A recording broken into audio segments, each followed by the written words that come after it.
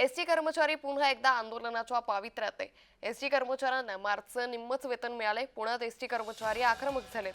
कामगार संघटनेकडून एसटी प्रशासनाविरोधात संताप व्यक्त करण्यात येतोय।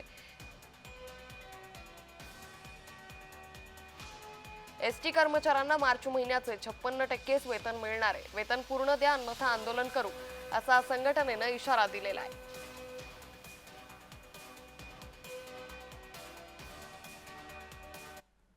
तर एसटी कर्मचारी संघटना पुण्यामध्ये आक्रमक झाल्याचं पाहायला मिळतंय। या संदर्भात अधिक माहिती घेऊयात आमचे प्रतिनिधी रोहन कदम यांच्याकडून। रोहन, एसटी कर्मचारी संघटनेने आता आंदोलनाचा इशारा दिलेला आहे, कशी आहे परिस्थिती?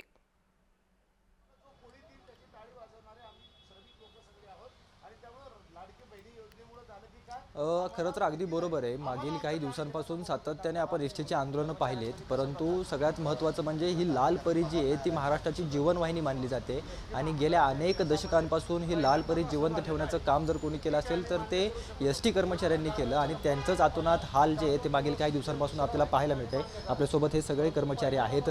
तुम्ही युनियनचे अध्यक्ष आहात, नेमकी काय सगळी भावना तुमची आहे? तुमचं काय दुःख जे आता पुन्हा एकदा तुम्हाला आंदोलन करावं लागतं? नाही, आता 56% पगार महिनाभराचं काम करून काल आमच्या खात्यावरती वळती केला आहे। आमचं म्हणणं आहे की 30 दिवस आम्ही काबड कष्ट केलं आहे। वेतन प्रदान अधिनियम कायदा असं सांगतो की 30 दिवस काम केल्यानंतर त्याला 30 दिवसाचा मोबदला दिला पाहिजे। ही 56%ची भीक आम्हाला कशासाठी? मग आम्हाला मुलंबाळं नाही आहेत का? आम्ही महिनाभर रोज जवळजवळ 65 लाख जनतेला रोजच्या रोज सुरक्षित सेवा देत असताना एसटी कर्मचाऱ्यांना काय द्यायचं म्हणलं की यांना काय दुखतंय आम्हाला काही कळायला मार्ग नाही। आणि त्यामुळे काल आम्ही आमच्या भूमिका, आमची भावना पत्राद्वारे प्रशासनाला आणि शासनाला कळवलेली आहे। कुठल्याही परिस्थितीत आजच्या आज आमचा पगार हा 100% झाला पाहिजे, अन्यथा संघर्ष अटळ आहे। संघर्ष म्हणजे काय? पुन्हा संप पाहायला मिळेल? नाही, आता ते संप वगैरे हे शब्दच आम्हाला मुळात आवडत नाहीत। आम्ही प्रवाशांना दैवत म्हणून काम करत असतो, पण शेवटी एसटी कर्मचाऱ्यांच्या पोटाला आग लागली की एसटी कर्मचारी काय करेल हे तुम्हाला मागच्या काही आंदोलनातून लक्षात आलेलं आहे। आम्हाला जाणीवपूर्वक कुठल्या गोष्टी करायच्या नाही, सरकारला अडचणीत आणायचं सुद्धा नाही। सरकारला आमची विनंती आहे की एसटी कर्मचारी तुमचे आहेत ना, आणि तुमचे असताना परिवहन मंत्री महोदय नवीन आलेले आहेत, ते एसटी महामंडळ फायद्यात आणण्यासाठीचे प्रयत्न करतात। त्यांच्या प्रयत्नांना आम्ही साथ देऊ, पण उपाशी पोटी साहेब कधी सैनिक लढत नसतं।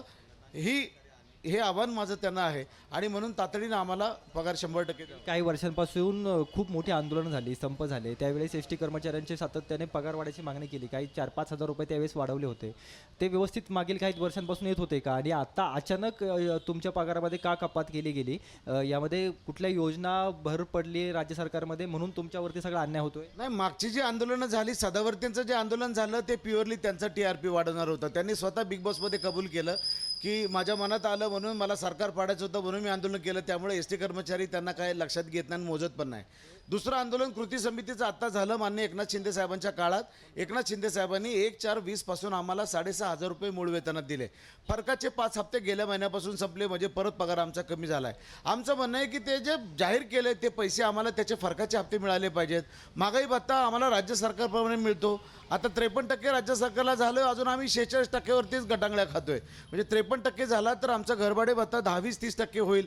तेव्हा हे 2-4 निर्णय आमचे परिवहन मंत्री महोदयांनी आणि अर्थमंत्री महोदयांनी आम्हाला बसून आमच्याशी घेतले पाहिजेत आणि मग तो निर्णय सोडवला पाहिजे। आता तुम्ही निश्चित रोहन, सरकारला त्यामुळे काय ultimatum एकंदरीतच देताय? आता कधीपर्यंत हे पुन्हा सगळं एकदा झालं पाहिजे? एसटी कर्मचारी हे आक्रमक झाल्याचं पाहायला मिळतंय। धन्यवाद रोहन, तुम्ही दिलेल्या सविस्तर माहितीसाठी।